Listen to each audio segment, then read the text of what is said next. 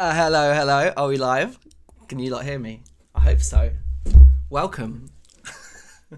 How cool is this, right? Here we are on YouTube. I hope. Somebody say, yeah, in the chat if you can hear me. Oh, look, we've got people. Yes. Welcome, Wessa. Hello. Hello, welcome. Wessa UK team. Got Niall, Joe Goodman, Oxfam in the house. Welcome, guys. Shay. Happy birthday, GLS, Nick from us. Yes, Shay, Nick, us, you guys. Big up yourselves. And Alessandro, safe as well. And Sam, our very own Sam. Cool. So, what are we going to do today? So I'm judging by the thumbs up and different things happening in the chat there that you can hear me. So I think we're live. So I'm going to put all of my tech worries out the way and just say welcome. And thank you so much for joining us at... well, it's obviously a very busy time for us all, having just come out of the second lockdown. And I mean, we've got a great hour lined up, so I'll just quickly go through what we've got sort of planned for you all, and then just say a few words, and then I will get my mug off of your screens.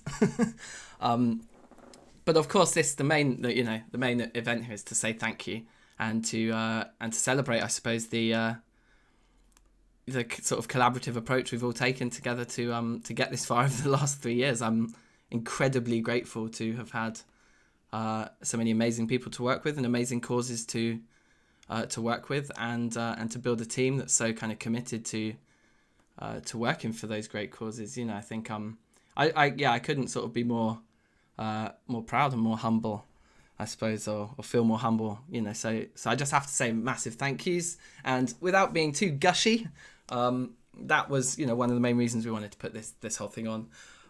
But we also wanted to, I think, gather some thoughts from fundraisers and share as much of this, as much feedback as we can, in keeping with our sort of collaborative approach that we always take with everything at Greenlight. We wanted to share as much as we can. So the first thing we did is we asked all of you guys to send us messages, from operational managers to team leaders to fundraisers, to just share the experiences we've all had going in and out, and then back in and then back out of lockdown, and how how that's affected our everyday work. And I was particularly interested to hear what kind of things fundraisers might send our way and might say. So that's the first thing we're going to do is hear from some fundraisers. And then after that, Sam is going to talk us through the findings this year from all of our auditing. And it's been a very different year for auditing this year.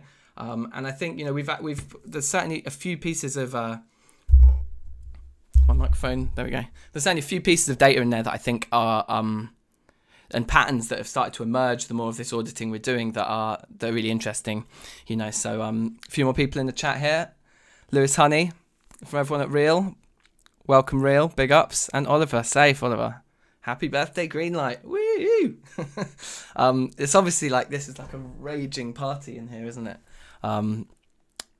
So we'll do that. Sam will do his auditing update for us all and kind of share some of the findings there, which like I say, some of the patterns that are emerging are quite interesting in terms of the different channels and the different areas in which fundraisers are, you know, really exceeding our expectations in terms of having to adjust everything they do on a day-to-day basis, and areas where perhaps there's clearly sort of challenges there that are being felt across the board with particular areas. And, you know, the auditing's kind of highlighted some of that stuff. So that'll be our kind of second section, if you like. And then the third section, I've just put together a very short advert, sort of sharing some of the amazing performers that have performed at Greenlight Mics in the past, to give you a bit of an idea of what to expect from our open mic night tonight. So if you haven't seen one of our online open mic nights before, this is the third one we've done.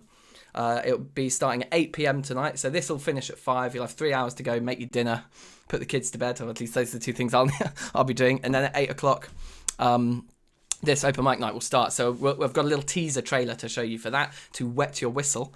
And today we're fundraising for Tommy's, the baby charity, which is an incredibly, just an immense cause, and something that yeah, I'm very, very proud to be raising money for, and hopefully we can have a massive impact like we have in the past. And so this here is a QR code. And really, you know, the donations and the Tommy's thing is for the open mic night this evening, but I thought I'd put the QR code there anyway, in case there's people who come to this and don't come this evening and you want to make a donation to Tommy's. There it is. And there's also a link in the description if you'd rather click something than scan something. But I think we're all used to these things now, right? After this year. So, but if you want a link, it's in the description. So after the Greenlight Mike's advert and teaser for tonight at 8, we will then move on to Niall, who'll give us an update from the commercial venues side of things, looking at how commercial promoters have adapted this year, some examples of some things that we think they've done really well there, and then some ideas for next year. You know, where we think promotional space and commercial venues and retail and these types of things are going to be going next year, and how we as face-to-face fundraisers can make the most of that. You know, and then finally we will be giving out a £1,000 prize. Now I should say some T's and C's now to avoid any disappointment. We are offering £1,000 worth of credits within a retainer, so you will basically get a boost of £1,000 to your retainer if you were to win this today, which means 10 or maybe, I mean, even up to 20 private site bookings if they were cheap sites. Between 10 and 20 private site bookings or 5 full audits is what you could spend with today's winnings. So if only there was a studio audience here, this would be the moment where I'd get everyone to go, ooh. No, that sounded more like Halloween. I wanted like a ooh, like a prize ooh, like ooh. Yeah, that ooh. That ooh is better. So that's the running order. Fundraiser feedback, bit of auditing data, Greenlight Mike's teaser, commercial venues update, and then giving away £1,000. Now, I will say with the prize of £1,000, you will need to pay attention throughout the entire live stream. Over the next 50 minutes, you will need to keep your eyes peeled. And remember, because at the end of the stream, in 50 minutes time, you may find that having kept certain elements in your mind and in your mind's eye throughout the proceedings will benefit you in your chances of winning that £1,000. Okay, I'll say no more. Who else we got in the chat here? James from Shelter, welcome to the fray. Liam, happy birthday GLS, thank you very much, sir. And Ashling, woo, welcome, and you're ready to win. I like your fighting spirit. So I can also see that donations are starting to come in for Tommy's already. Actually, that's fantastic. So look, we're already at £95 here. We've got a little total up there. I've been having loads of fun with Just Giving and like moving things around and like putting a webcam here. And anyway, yeah, I'll spare you the details. But thanks so much to Sam for your £30 donation, and Lewis Honey sitting at top donor right now with £50. Thank you so much, guys. That's awesome. And we have an anonymous £15 donation. I'll be real, that was me while I was just testing that the thing worked. I'll do a non-anonymous donation later. Emma, welcome. How are you? Thank you. Happy birthday. Woo! Okay, right. I'm going to shut up. What I'm going to do now is introduce the first section, which is a collection of thoughts, bits of feedback, and just sharing of experience from fundraisers. So this is section 1. Okay, here we go.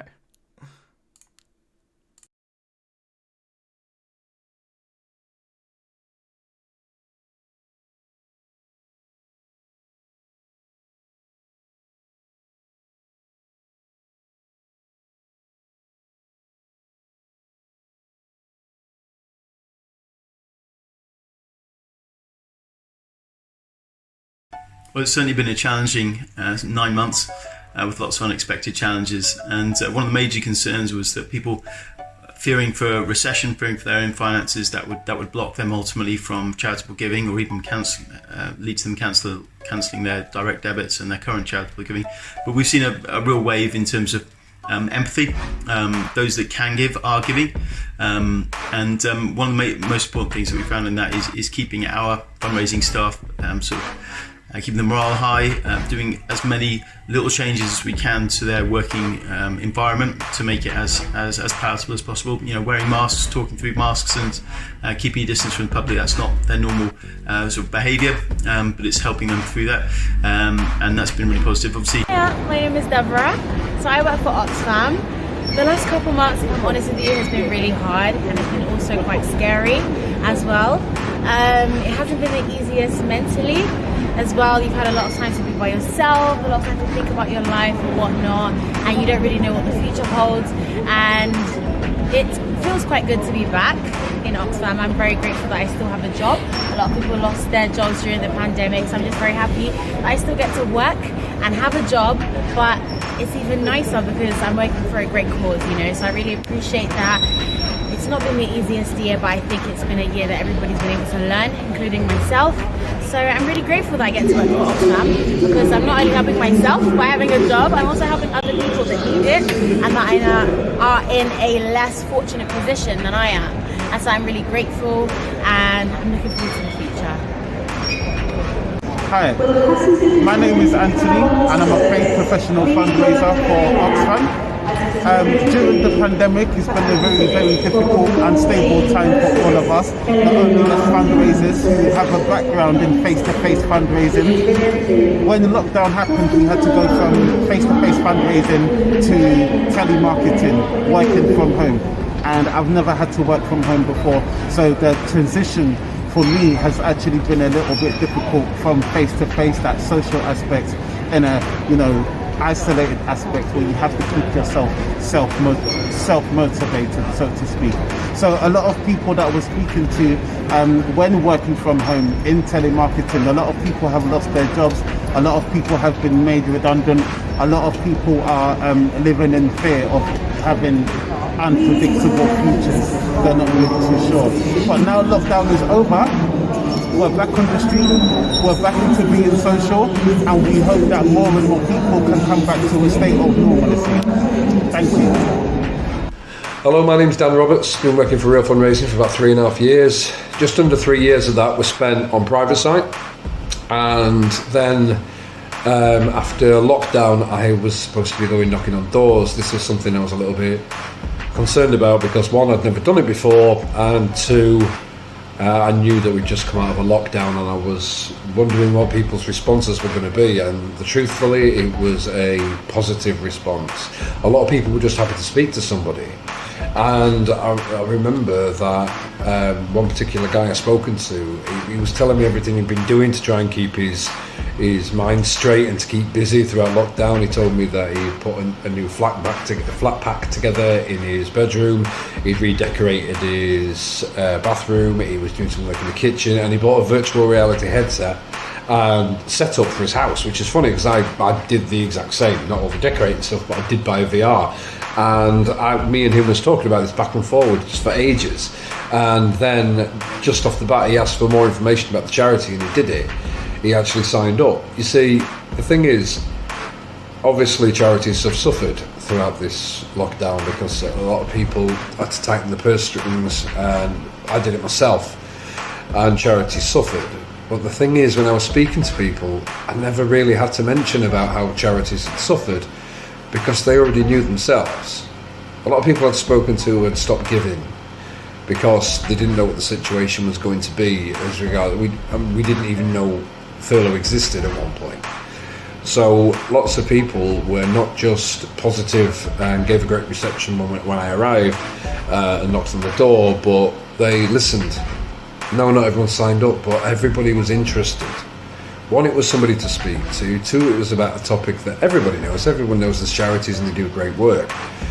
But then you get the people that are charitable people, them that really look into it, them that really, really do care. And they know that they've been suffering, and they know that they need help, and they understood and they listened. And I think this whole pandemic has changed a lot of people's views on everything, and the fact that we've taken for granted some of the most simple things in life, i.e. shaking someone's hand, or just going around someone's house for a cup of tea, or just things like this that you don't really give it a second thought to, but now we do, we appreciate it. And my first day knocking doors, I'm happy to say, was a good experience. I enjoyed it, and ever since I've been doing it, I've not had one bad response. I've had 2 people say that they were self-isolating, but they was very polite and very understanding. The general public know why we're there, and they know we've got a job to do, and they know that it's important. Not everybody can help financially, but those that do are 100% emotionally invested in what we do. Hi there everyone, it's Oliver at Westside. I hope you're well. You're getting a little update from me today as our fundraising teams are currently out in the field recruiting new donors for London's Air Ambulance, Central Ambulance and St Andrews First Aid. We've been out for a few days now since lockdown 2.0. Felt like the longest month ever. But the good news is the public so far have been incredibly welcoming and incredibly friendly. Our concerns and complaints levels is at pretty much rock bottom levels. And the public are really responding well to the continued use of PPE, social distancing, disinfection protocol, and a sign-up process that protects both them and the fundraiser. So it's something we're going to carry into the new year, hopefully continue producing good results. You'd be glad to hear at this point in time, our fundraisers are producing the same amount of new donors per day as they were doing pre-lockdown. So despite COVID-19, it doesn't seem to have affected the number of individuals that are willing to give and support one of our charity partners, which is fantastic news. So fingers crossed for a fantastic 2021, and happy birthday to the guys at Greenlight. Here's to another 3 years, maybe 6 years, 7 years, maybe just do another 30. But great job, guys. See you soon. Is anybody happier because you passed his way? Does anybody remember that you spoke to him today? The day is almost over and the toiling time is through. Is there anyone to utter now a kindly word from you? Can you say tonight, with the day that's slipping fast, that you helped a single brother of the many that you passed? Is a single heart rejoicing over what you did or said? As the man who hopes were fading, with courage now look ahead. Did you waste a day or lose? Was it well or sorely spent? Did you leave a trail of kindness or a scar of discontent? As you close your eyes in slumber, do you think God will say, you have earned one more tomorrow than the work today?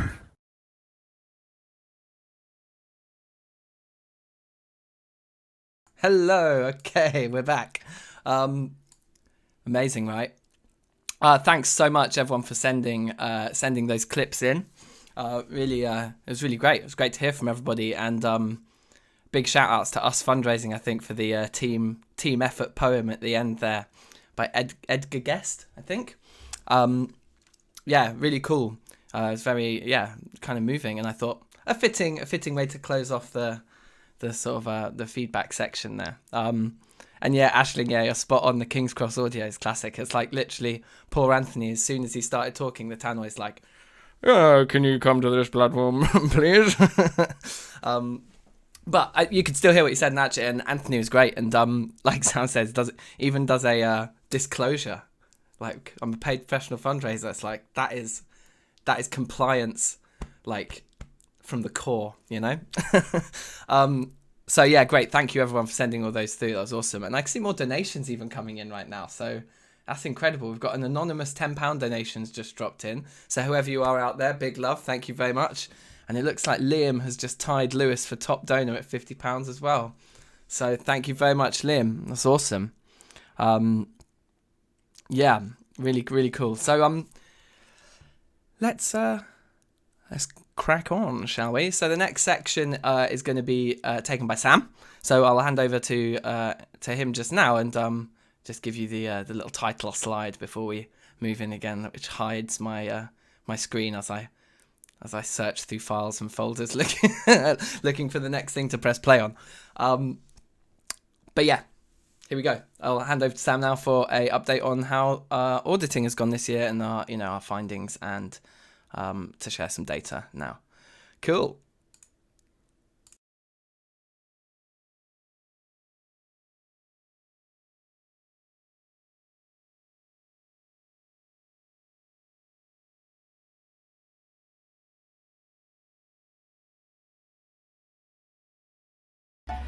Hi, I'm Sam Hollyman. I'm the Compliance Director at Greenlight Sites, and I'm very excited today to be chatting to you about the wonderful world of compliance. So I'm going to be looking at some of the data and some of the findings that we had after our audits after the first lockdown, and the goal is to then use that information and that data to start predicting trends that might come out of fundraising after the second lockdown, but also try and see how we can improve it, how we can develop it, and how the future of face-to-face might look with regards to COVID safety. So first things first, I'm going to show you this graph. So this graph here is data that we've actually gained from our audits across the industry. So that's street, private site and door-to-door. As you can see, we've also included an overall score in there that just shows kind of all the kind of different channels combined.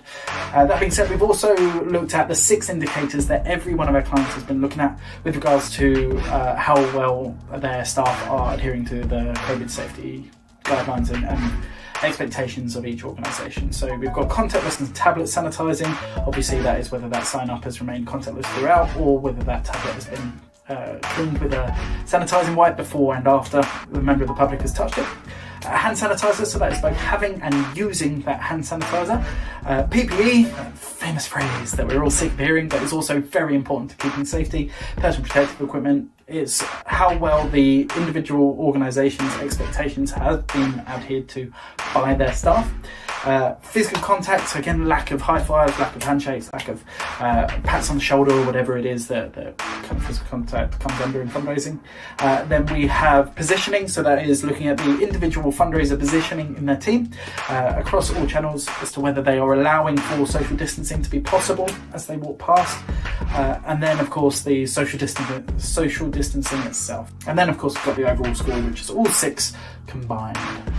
So now what we can do is have a quick look at the overall trends. So this is the scores across all channels combined. So as you can see, the highest performing contactless and tablet sanitizing. So the amazing thing about this is that this shows what we all know about our fundraisers. The key part of being a face-to-face fundraiser is being adaptable, being able to listen to people and then react accordingly and deliver that message in a successful fashion. So what this shows is that fundraisers are able to listen to new guidelines and listen to new strategies or approaches towards their job and put that into action.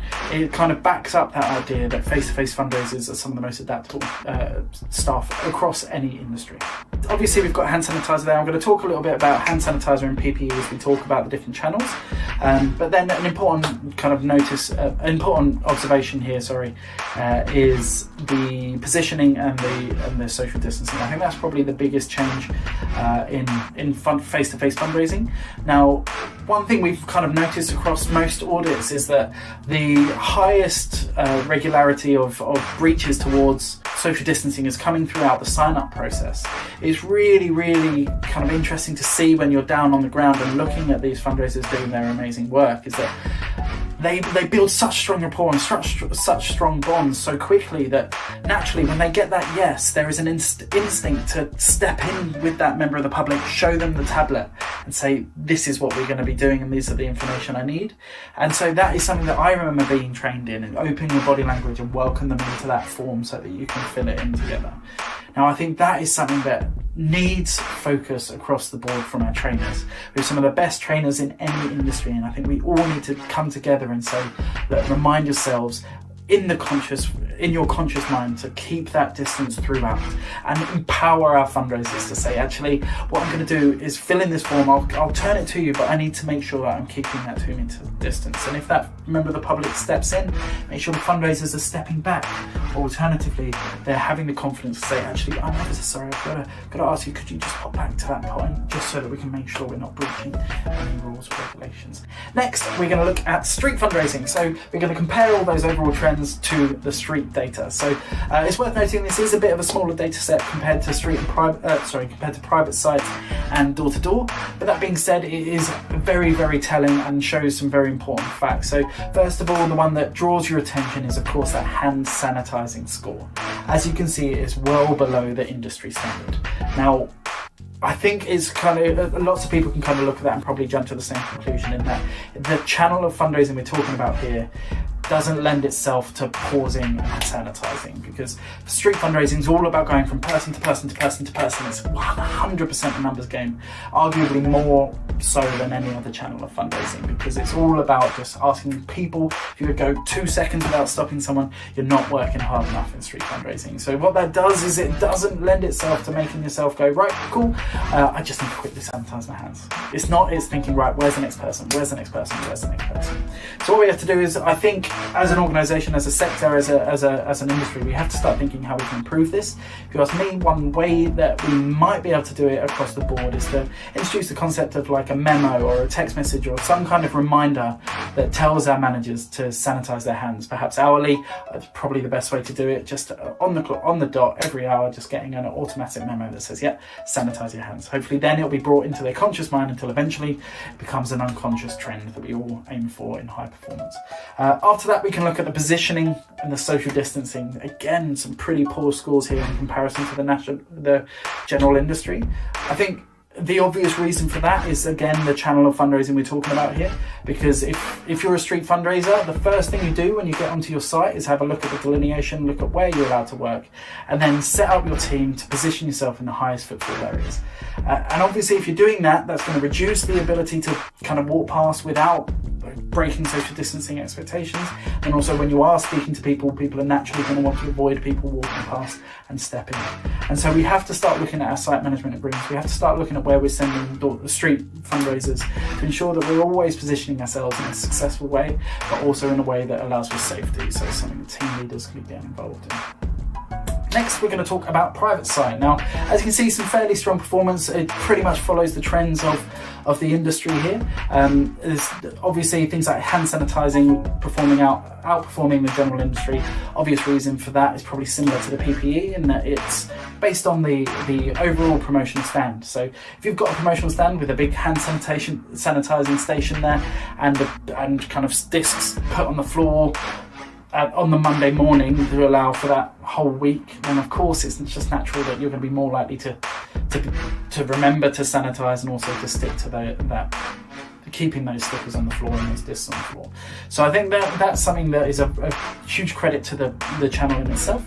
But then what that also lends itself to is, again, that position in the social distancing scores. So I think as a kind of general rule, what we have to start doing is to reframe our fundraisers' minds. So I think if we're a private site fundraiser, first thing you do is, well, where am I working?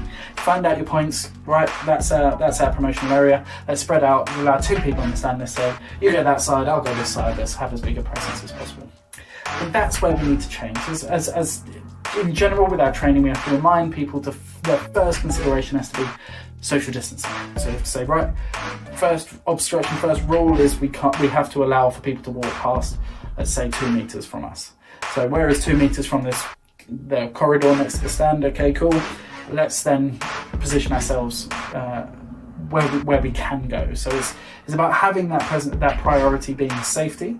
But after that, you then have to think, right, how can we then increase our presence to counterbalance that? That's where we have to start looking at the promotional stands, start getting innovative, start having a look at what the materials we're using to display the charity's message are, and try and have as big a presence as possible using that. Next is the one for door-to-door. So yeah, as you can see from all those very high blue bars, it's fairly performing, it's fairly impressive with regards to COVID safety. Obviously, as you can see, positioning and social distancing, that's far better than the industry across the board. Again, that's probably due to door-to-door naturally being at a bigger distance. You've got more control over where you're standing. But then the one area that isn't performing as well is PPE. So here's where you have to bear in mind that we do include things like those discs and those mats and those social distancing indicators here. Now, if you're door-to-door, that means you're putting that down, picking it up 100, 200, 300 times a day, depending on how many doors you're knocking on. Of course, that is the feedback that we're getting from fundraisers, is that that's the main issue. That, as well as damage by the weather, means that these items are getting more and more the fundraisers are getting less and less likely to want to use them. And that's what we have to tackle. As an industry, we have to put our heads together and work out what can we do to indicate that we are taking social distancing into account without having to bend down and put these actual physical objects there. Now, that is a challenge that we all need to come up with, and as soon as I think one person fixes that, I promise you, across the board, we can see an increase in safety measures in door-to-door, which will be hugely impacting on our industry. So that's some of the data, obviously, that we could talk for hours. We all can, we love data. So yeah, we could certainly chat about other bits. Things to come up in the future is worth noting. I will be putting together an end of year report either later this month or early next month. That will have an awful lot more data similar to this, but across all different sections of your audits. That will show your own kind of trends compared to the industry at large and overall across the board. But also what it will do is kind of just be able to help you look at where there might be an increased risk and where we can all improve as an industry. But I just want to say a huge thank you. Another huge congratulations on the team on our 3rd birthday. It's been a pleasure kind of working in this incredible organisation. I can't wait to see what happens in the coming years. There's a lot of exciting stuff to come. Have an incredible time. Don't forget to come to Greenlight Mics this evening. Let's make sure we can support Tommy's as much as we possibly can. Thanks, guys. See you soon. Woo! Yes, Sam. Big up yourself. Very good. Yeah, Joe, it is an interesting question, this, isn't it, about the distancing mats for door-to-door and their, how weatherable? Is weatherable a word? You know what I mean.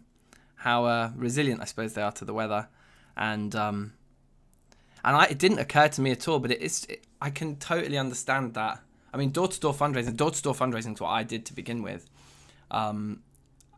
And it is like it's a lot of time walking around, like not just sort of standing on your feet. I mean, I suppose street fundraising is the same. You're on your feet all day. Door to door, you get it's tiring work as well. And I can imagine the addition then of doing squats every door. You're doing like 2 squats per door to put the mat down and pick it back up again. So you're looking at like what they were saying. So now you've just got to do like 200, 400 squats per shift. So it is like it's a factor. It didn't occur to me at all with the mats. When I first heard people talking about the mats, in the middle of the year, I thought these are great. This is amazing, and kind of interesting to sort of tease those issues out a bit. And I mean, ideas for how to replace them. I mean, people have used pins and stuff, but yeah, it'd be really interesting. Like type away in the chat, guys. Whatever ideas you've got. And type them in. I've just noticed it looks like Wilma and Woody have made a £10 donation. That's awesome. I can assume that must be my partner Becky. So I don't think Wilma or Woody have. I don't think they have bank accounts yet. I hope they don't have. Or they've got a joint account maybe. Anyway, just before we get on to the next bit, I was going to show you the Greenlight Mics advert. One of the things I actually wanted to say in the intro that I kind of forgot to mention. Was just in terms of talking about some highlights of this year. And I mean, I suppose it has been such a year of struggles and, for everyone really, all kinds of struggles for all kinds of people.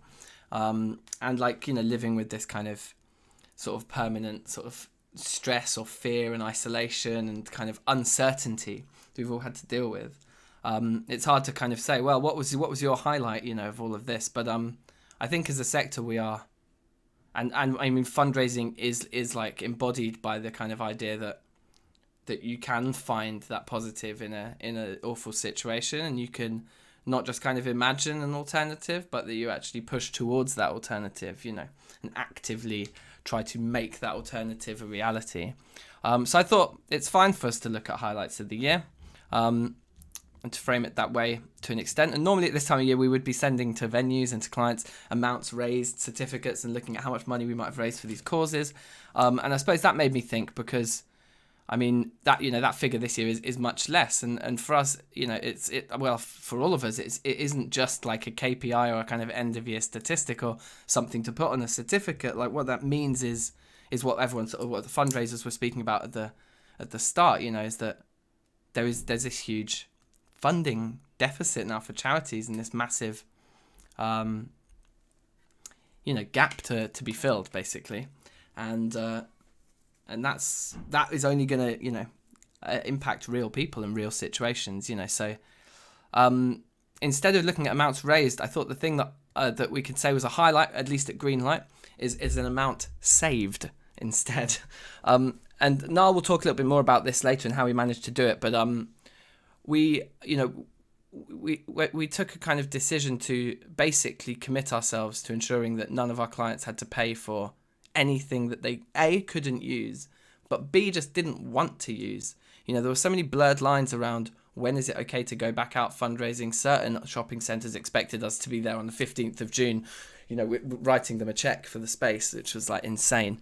But we made this commitment really that if an operation says actually we'd just rather not go there, that we would ensure that they didn't have to pay for it and didn't have to use that space. And I think, you know, we managed that across the board. So I did a quick calculation earlier. So I think it was £426,000 worth of private site space that we managed to just, you know, get out of for, you know, across all our clients. So nearly £500,000 there. And that's something I'm pretty proud of, because it wasn't always easy to do. And you know, it was a decision that was based really just on what I felt, or, you know, what we all felt, I suppose, was the right thing to do, rather than, you know, looking at the, you know, a business case for what we should or shouldn't do, you know. But a bigger highlight than that, and I think figures are one thing, and that's fine, but a bigger highlight was just actually that the way in which we were able to make that happen was thanks to all of you guys, you know. I was blown away by how collaborative as a sector everybody became, and how much kind of sharing of information, how much of a support network kind of appeared, you know, and how determined everybody was to sort of come together and protect the work that we love, you know. So I think that kind of sense of togetherness that we've all kind of, you know, managed to cultivate has got to be the highlight for me, you know. So I just wanted to say that. I wanted to kind of bring a few highlights to the forefront and try and think of some positives, because, like I said, I feel like that is in the spirit of fundraising. But of course, you know, it's been an awful year, and our thoughts are obviously with everybody who's been negatively affected by it in whatever way. It's not to kind of take away from that, but you know, nice to look at the things that have gone well in spite of all the challenges we've faced. So moving on then, 8 p.m. tonight, Greenlight Mics for Tommy's, which is a fantastic charity. Look them up if you don't know about them already. If you want to make a donation straight away, if you're like desperate to, you can scan this. You can scan here, or there's a link in the video description as well. The other things you can do, I know this is really boring and YouTubery, but you can subscribe to our YouTube channel, and then you'll be notified whenever we're putting on more open mic nights, other events, when we're raising funds, when Greenlight uploads some new materials around our, you know, our products and stuff as well, will all be posted here. So do subscribe to the channel, press like on the stream as well, because that will share it with more people. And why not just share the link to the stream on LinkedIn now, or send it to a colleague or something for the last 20 minutes here. Anybody who wants, you know, to get in on that grand, they're going to need to shut up pretty fast, right? Okay, so I'll move on now. So on to Greenlight Mics. This evening we will start at 8 p.m. We've got some great acts lined up, but just to wet your whistle, here's a little kind of medley of a few of the highlights of previous Greenlight Mics that we've put on. So just to give you a bit of an idea of what to expect there. Okay.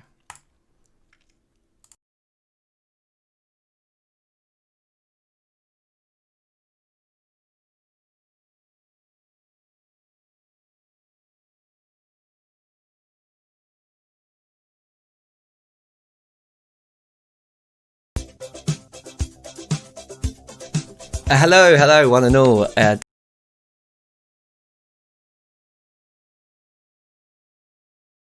Sorry, that was the wrong file. Amateur production out here. Hold on, let me find the right one.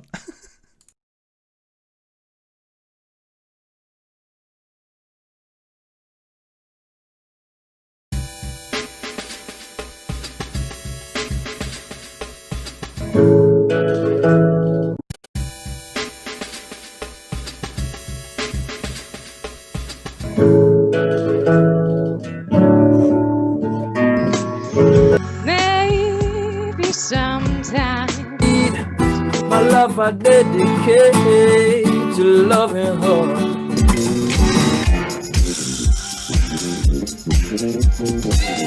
But see this blood won't leave us alone until the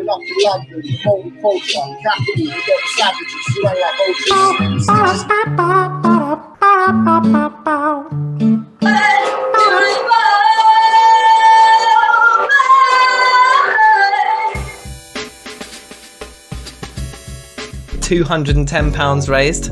Awesome. Keep on donating, everyone. Right now we're at £320 raised. £420 raised. Everybody donate, lots, please. yeah. Yeah. Money, And so look, we're sitting here now at 90% of our new target of £500 raised, guys. So thank you all so much. Thank you everybody who's made the donation so far.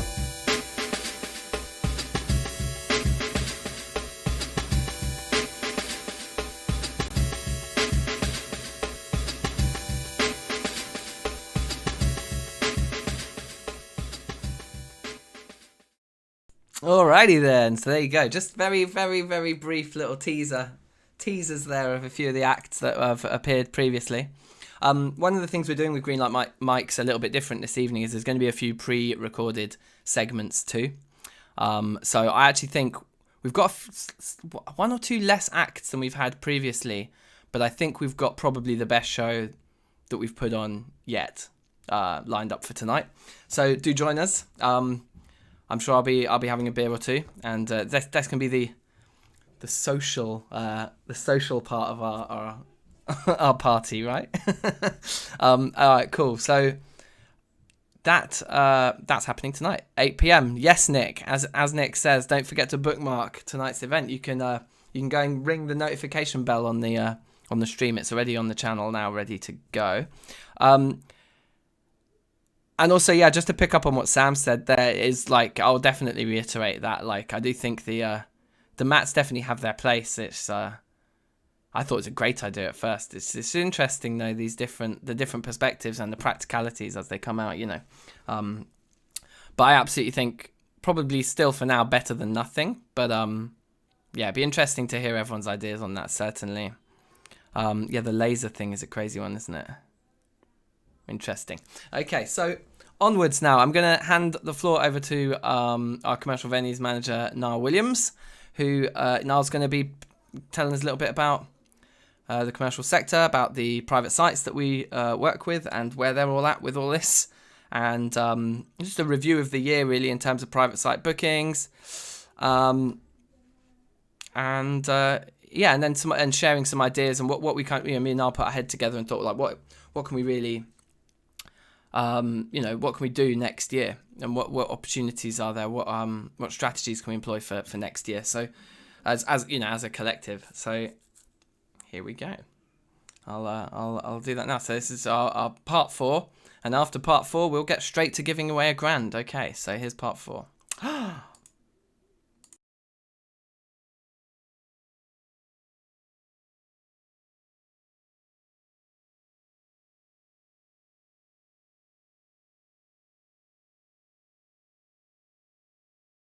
Good afternoon all, and thank you for joining us in celebrating our 3rd birthday at Greenlight Sites. My name's Niall Williams, I'm the commercial venues manager here. I just wanted to give you a quick introduction to myself, the past patterns in private site fundraising, which many of you will probably experience yourselves, a bit of 2020, the story this year, and also looking at the future of the industry. So a bit about me. I used to work at Centre MK Shopping Centre in Milton Keynes. I was there for about 3 years. I was the commercialisation executive and also the brand partnership manager there. That role encompassed looking after all the short-term promotions, pop-up shops, the vending within the centre, and also some of the advertising as well with the digital screens. So it was quite a varied role. And within that, I used to deal with the face-to-face fundraising bookings that happened on a weekly basis within the venue. So I've worked kind of on the venue side of things and also the charity side of things, so it gives me a good insight into both areas. So looking at sort of the past patterns within private site fundraising, it used to work because when you're on the venue side of things, you're managed and judged by income. So it's all about the income, and you don't really think about the other side of the coin from sort of the charity perspective or the promotional operator perspective. there would be a space available for 1 week. One charity or agency would come in and say would pay X amount for that week, but then you'd always have someone on the other side of the phone saying, well, they'd pay more. So then you'd go back and forth all day, and it just gets ridiculous. So that was a past pattern, and I'm sure it happened a lot of different venues across the UK. And another thing as well that we've been sort of targeting in the last couple of years is it's increasing the charity access across different venues throughout the UK. There was always this kind of stigma, and you're probably fully aware of it, that venues are just banning charities without sort of giving them the chance, or they've been in there for a week, there was a couple of complaints, and then they've banned them, and that ban has been upheld for 2 or 3 years. So it's about us trying to break it down collaboratively with everybody. That being said though, throughout 2019, when I first came on board, me and Daniel were speaking about how we can increase the charity access and make more sort of sustainable relationships with venues. One of the venues that we ended up targeting was Westfield, so we thought, why not go for the biggest shopping centre within the UK. We were able to break down those doors and get some meetings and sit down with those guys. Their stance was no charities, we don't want anybody in, they're going to harass all the customers. So we were like, look, we can do this differently. We've done this at Milton Keynes. We use that as a case study. We were able to showcase how our auditing process works. And that was really sort of giving them the trust in us to implement that there. They gave us a trial. The trial went amazing. Thank you for all of the clients that took part in that trial process. You've managed to open that door at Westfield, and it's now a long-term sort of viable venue for many. So yeah, thank you very much, and we hope to bring you sort of more big venues in 2021. So as you know, obviously this year has been turbulent to say the least. COVID has sort of hindered everything from not just the charity sector, across the board. So that's why we hope that the way we've worked and able to help our clients get out of things for this year in terms of liabilities has been positive and has helped you. So there was a plenty of bookings made in advance where contracts were signed, licenses were in place.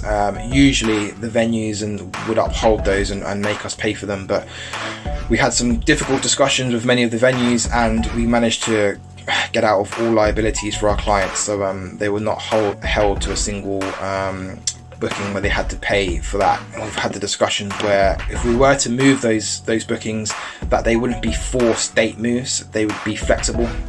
So a lot of our bookings have either taken place, obviously when lockdown was finished early this year, or again lockdown's finished now, so people can book again, or they'll be moved into 2021. So again, with that, many of our clients were on retainers as well, so we're able to pause all those retainer payments during the first lockdown, and again, we hope that's helped you guys out massively. What we've also done as well, and there's been a lot of feedback on this, is that we've managed to get COVID cancellation terms from a lot of our venues. Obviously before, when they were booking, we had the standard sort of booking terms, but we've managed to get some sort of COVID cancellation terms now. So if anything like this does happen again, where you've booked in advance, there's always sort of a get out clause with that COVID cancellation term. So that's been a huge positive this year. Again, another huge positive that's come out of this year is with the massive decrease in footfall, we've able to secure discounts to match that. We hope that has helped. So I guess it's a case of what does that teach us going into sort of this the remainder of this year and into 2021. So what has sort of worked well since sort of April really. So I've had a look around, just having a look at different sort of activations. If anything that 2020 has taught us, it's to be a bit more innovative moving forward with your campaigns. One sort of campaign that stands out is the PlayStation 5 launch that happened a month or so ago. That has caused a massive storm worldwide. They were lighting up sort of iconic venues. They used the underground. I'm not sure if you saw that one with the symbols. So they incorporated the PlayStation 5, the triangle, the circle as the underground logo, and the X and stuff. So that was really cool. So what I would have expected them to see is maybe a setup that was like a nationwide tour where you'd be able to get hands-on with the product. Obviously they were unable to do so, using the digital side of things and the more creative element, they were able to shift the focus and bringing customers that way to experience the brand. So I think there's going to be a lot of that within 2021, not just, as I said, through commercial activities. I think a lot of the charities will start to do that as well. As I said, I think there's going to be a massive shift in the commercial sector in regards to the way they promote, but I also feel that they're going to be sort of aligning themselves with more charitable sort of brands. So it's a great opportunity for charities to be able to source those partnerships and work with these big brands and do something positive within 2021. I feel that customers and venues as well are more interested in making a difference to the world. Obviously, they're seeing how COVID has affected people's health, people's lives, people's businesses. So I feel everybody sort of wants to come together now and work together and be sort of more charitable and make that difference. I also feel that there's going to be a lot of opportunity for charities to be able to take advantage of site costs. We do, as I said, expect to spend less on better spaces, so there'll be a lot of reduced site costs, and that will fall in line with the expected footfall as well. We also feel there's opportunity as well to in 2021 for you guys to be able to look at maybe building your own stand. So if that is something you are looking at doing, we do have a contact that can come in and build a stand and work with you guys. The reason I sort of say that as an opportunity is because I feel there's going to be sort of a lot of cheaper building and production costs. So it's time to think sort of long term. So if you are looking at having sort of your own stand or your own sort of thing that you can your own stand that you can portably bring around different shopping centres, then most definitely get involved in that. Start to think about that kind of stuff now, because it's going to be cheap. They are quite expensive, but if you can look into that now and do it, then now's the best time to do it. We also feel another opportunity for you guys is to target venues where there have been sort of previous access has been denied, as I say. So if there is any venues that you think out there that you'd love to get into and work in that you've not been able to before, please get in touch. We can, as I said, we've done it before with Westfield. We're able to go in, talk to the venues, and be able to present how the auditing process works, how charities are working nowadays, and basically change their mind and gain that access for yourselves. And not only that, we think they're going to be expecting a positive response to charities from the public. So we hope you guys have massive sort of donation rush next year. A lot of donors coming to your stand and interacting. As I said, I think a lot of people have experienced a bad year this year and want to help as much as possible in 2021. Throughout last year as well, we had a lot of people looking at external sites and also events. So what we did as well, we worked hard through last year. We compiled a massive list of these events and external locations, in the hope that 2020 was going to be a great year and there's going to be a load of outdoor events happening, festivals, etc. Obviously it didn't happen. The list of events and external sites is still there, so we will be looking to take that into 2021 and hopefully share those with you. So we see that as a massive opportunity for everybody going into next year. So yeah, enjoy the rest of our third birthday celebrations. As Daniel said earlier, there are a few prizes to be won, so please keep your eyes peeled for that. And hope you have a good rest of your afternoon. Thank you very much. Bye-bye. Yes, Niall. Nice one. That's awesome. Thanks so much. Woo! Big ups. Really cool. Joe Goodman. Has anyone managed to crack how to incorporate virtual reality into their setup? What a good question. Sort of like beyond just kind of having a headset on a stand or on a kiosk. It's a great question. It's something I've been thinking a fair bit about. Everyone, I mean, whoever's got ideas, chuck them in the chat, please. One thing that I've thought of in the past is about perhaps moving to getting like a bit of a build around your headset, so you kind of move towards more augmented reality. So, I mean, it depends on the campaign totally. But if there's some item that you can physically have on the stand that can then take on completely new context in the virtual space. I'm thinking like, for example, if you had a bench on your stand, then you could sit down on this bench, but then when you put the headset on, the bench is in a park instead of being in a shopping centre, but the bench is still in the virtual space and you're sat on it, so you get that kind of blurring of the line, you know, between the headset and the space you're in. Because I think, like Niall just said, you know, a great example there with the PlayStation stuff is how effectively they have made the space work for their brand. You know, the Underground is known for having a red circle, right? And so is PlayStation. So it's like, it feels like the most natural fit possible. I think that's what you need to look for, is like to tie the space that you choose into your brand in such a way that there's this kind of melding of the two. Anyway, I could talk for ages. I'll stop. VR booths, yeah, interesting. I mean, that's the thing that Niall was saying there as well. You know, we know that less people are approaching these kiosk manufacturers at the moment, and so the opportunity is there actually for you know, those who wish to be bold right now to make some massive savings. And kind of, if you're thinking about building anything, you know, it's probably not a bad time to do it. Anyway, so that was the end of part 4.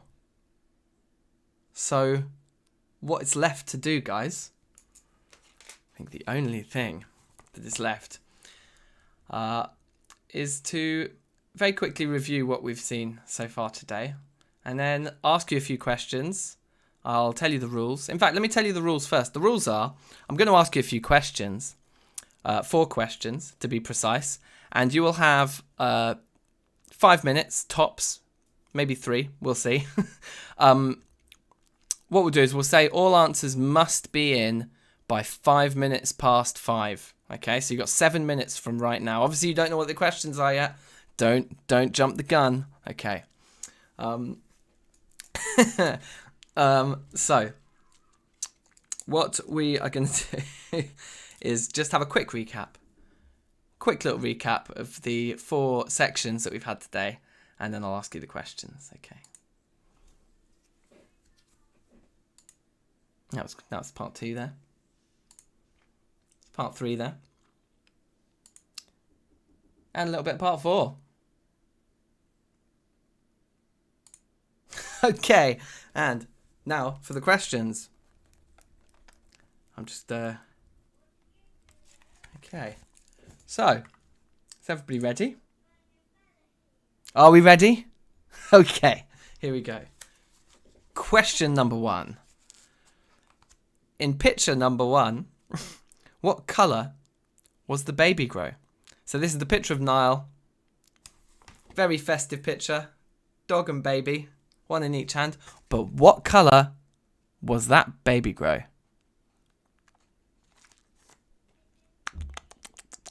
Okay, Joe, in that case, I'll accept text messages too. Text message me the answers or email them to my email address. I don't mind either or, as long as they're in by 5 past 5.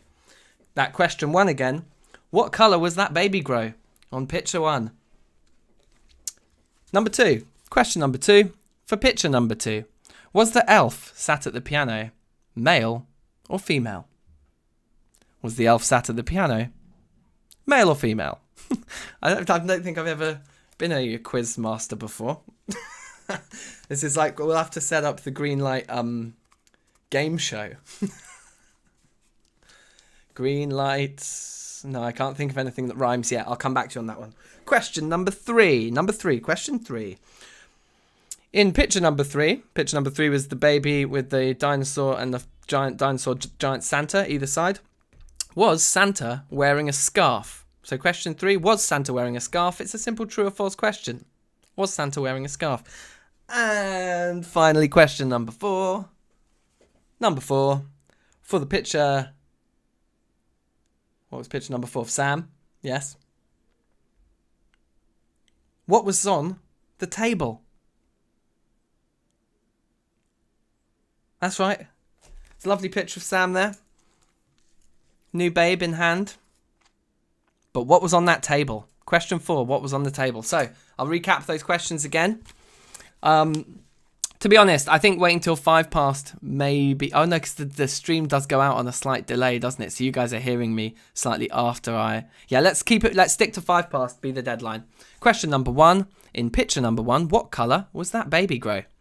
Question number 2, from picture number 2, was the elf sat at the piano, male or female? Question number 3, for picture number 3, was Santa wearing a scarf? Yes or no, true or false? I guess it's yes or no, not true or false if I'm saying was... Okay. Yeah, was Santa wearing a scarf? Yes or no? Number 4, what was on the table in picture 4? What was on that table? Okay. And that concludes the quiz portion of our birthday celebrations here. So look, once again, I just want to say thank you so much to everyone who's made Greenlight possible over the last 3 and a bit years. It's been a mad journey, and certainly this year's been the maddest part of the journey yet. But also, yeah, I think we've done work this year that I'm probably the most proud of, given the circumstances. And growing the team with Niall joining last year and having just such an immediate impact, and then with Nick and Sam both joining this year, or Nick very at the tail end of last year, and then Sam halfway through this year. I couldn't be happier working with you 3 either, so thanks so much. And it's been great to have you as companions through all this, I think, as well. Because there's been a lot of uncertainty around all of our professional lives, hasn't there? And so having such amazing people around me, and that extends to the clients, to the suppliers. I think there's been a real sense of everyone coming together. And aside from a few slightly trickier customers, there's been, I shouldn't say customers, I'm talking about the suppliers here, but a few trickier people to deal with. All the suppliers were actually great. Like, by and large, they were all very cooperative and worked well and stuff. So look, thanks so much. And thank you all for joining us for the last hour. I hope you've enjoyed it. I hope you found it useful. Please do subscribe to our channel. Remember, check back in here at this channel at 8 p.m. this evening for Greenlight Mics to see some amazing performances. I'm going to be singing a couple of tunes, and we've got a number of other really good acts, and we're going to try and raise at least 250 quid for Tommy's, maybe more. If we hit that 250, I think I might have to rinse it out to 500, maybe a 750. Let's see what we can hit. And yeah, like, subscribe, do all those YouTubey things. Share the link to this, because this whole stream will be still available on our channel as a VOD, as video on demand. But I'll also upload all the individual segments. So you'll get the fundraiser section, Sam's section, and Niall's section. All 3 of those will be uploaded as separate, standalone sort of 10-minute videos. So if you just want to look at the content itself and skip my waffle in between, which I really wouldn't blame you, then we'll upload those like that as well. So you can access everything on demand afterwards. If you want to share a particular piece of, maybe Niall's bit or Sam's bit or whatever, you want to share anything with a colleague you think might find it interesting, please do. And once again, thank you all so much. Have a fantastic,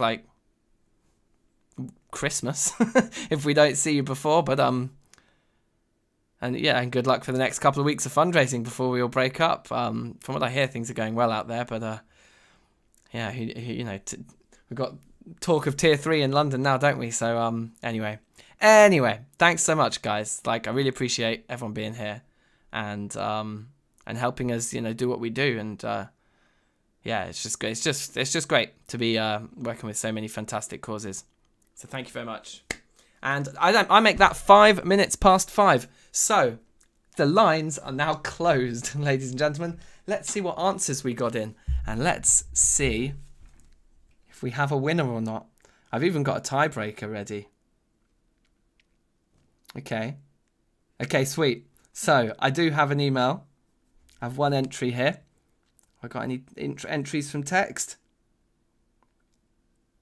Yes, I've got 2 answers in a text message from someone here as well.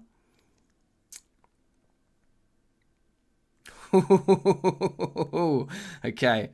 Well, guys, I actually don't have that many entries here. Do we need to give another 5 minutes? Oh, look at all these claps in the chat. Thanks so much, guys. Honestly, thank you. So look, guys, I have two entries here. Only 2 entries. Does nobody else want a grand? I mean, it's a little unfair on the people who have entered already. But I'm thinking if I get one more in right now, I might take it. Oh, hang on. Some people have been WhatsApping me. No, it's just... Okay, so Oxfam have entered 3 times in 3 different ways. So big love to Oxfam. You guys really want this grand. So that's awesome. Yeah, okay. Oh, here we go. We got one more. I got an entry now from Lewis at Real saying... Actually, he's got some really good answers here. He says all complete guesses. But okay.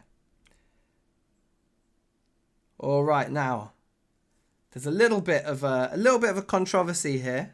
I maybe should have made it clearer. We have like 1 entry per organisation. We've got a few entries from a few different organisations here, but I think that's fine. I didn't say it, so hey hum. If they're late, they're late. Okay. Well, I can announce now that we have in 2nd place for the grand, which unfortunately wins you no prizes. Maybe we'll throw in like a credit, 2 credits for. Yeah, let's do that. Okay, 2 credits for 3rd place. Wait, 2 credits for 3rd place. No, let's do 1 credit for 3rd place, 2 for 2nd, 10 for 3rd. I like that. Okay, so winning a free credit for next year in 3rd place with 2 correct answers. Us Fundraising with a correct answer rate of 2 out of 4. So well done, Us Fundraising, 3rd place, 1 credit. Cha-ching! All right, next. In 2nd place with... Ooh, oh no, I'm wrong. We actually have joint 2nd. So we'll give both of these. We'll give Us Fundraising 2 credits, and we'll also give in joint 2nd with us with also 2 answers. I thought it was 3, but it's just 2. Real Fundraising. So we have Real Fundraising and Us Fundraising, joint 2nd, 2 credits each. Woo! Big ups. But streaks ahead. Let me just check my emails. There's not a last minute thing going on here. Nope. Okay, we're in. And in 1st place with Alessandro's 4 out of 4. Just double check he did get those right. He did indeed. So Oxfam take the prize again for the 2nd year running at Greenlight birthday events. So congrats to us, congrats to Real for joint 2nd, and congrats to Oxfam for 1st place, baby. You've won yourselves 10 credits, a grand. Woo! And now we've overrun by 10 minutes, so I'm going to love you all and leave you and finish with more thanks, more gratitude. And yeah, I'm going to go crack a beer and start to relax because I don't know why it felt like I was going to be talking in front of loads of people. I guess I am, but I'm also just sat here on my own. But I was a little nervous, so I'm going to go crack a beer, get in the mood for the open mic night tonight, and I will see you all then. So tune back in at 8 p.m. for some cracking tunes. And thank you to everyone who's made a donation. I mean, we're already at £165 donated to Tommy's here, which is just phenomenal. So, and we haven't even started the actual fundraising of the open mic later. So yes, thanks so much, guys. Take care. See you all very soon. Yeah, much love. Cheers.